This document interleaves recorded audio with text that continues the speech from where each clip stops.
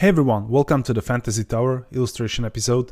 This time we'll be taking our basic low poly scene and taking it up whole another level by adding details using sculpting techniques to create these all kinds of nice smooth details, surface imperfections, and altogether creating beautiful stylized illustration result. This is the visual styles most common for stylized games from the companies like Blizzard, Warcraft, Heroes of the Storm and stuff like that. And a lot of others, basically. This one is a little bit inspired by the Spyro PlayStation series. So that's the style we are aiming for in terms of stylized proportions and visual treatment. And I think it's important to talk about goal of this episode a little bit. So the main goal here is to show you how to block out your basic scene using the well-known low poly modeling techniques and then convert these models to high density meshes and being able to sculpt on them. So you can take this as a little bit of an introduction to sculpting, how this workflow can be used in Blender in particular, and what kind of brushes are there and how you can use them to enhance your designs. So the goal of the episode is to produce a beautiful stylized render in the end, not a game asset, not a working game asset.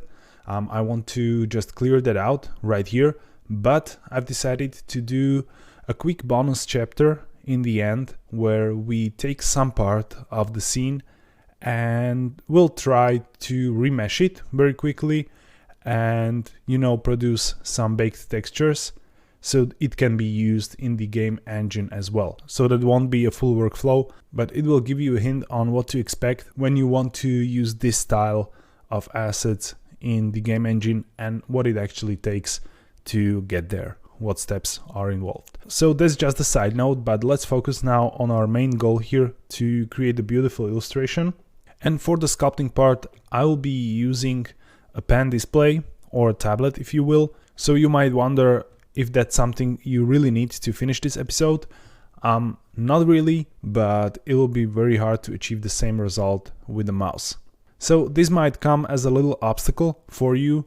Of course, if you take it just as a learning experience, you can just as well explore these sculpting features and brushes and workflows with the mouse, and if you like it and if you actually enjoy doing something like that, you can go ahead and get a tablet for you and create a custom scene. So it's not really necessary, though it will really help you. It will be just more comfortable to sculpt with the tablet or pen display.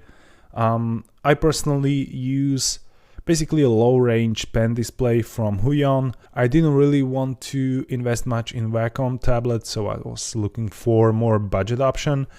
It works quite well. I'm not sculpting every day, so it's a great option for me. You can find the link in the description if you want to check it out.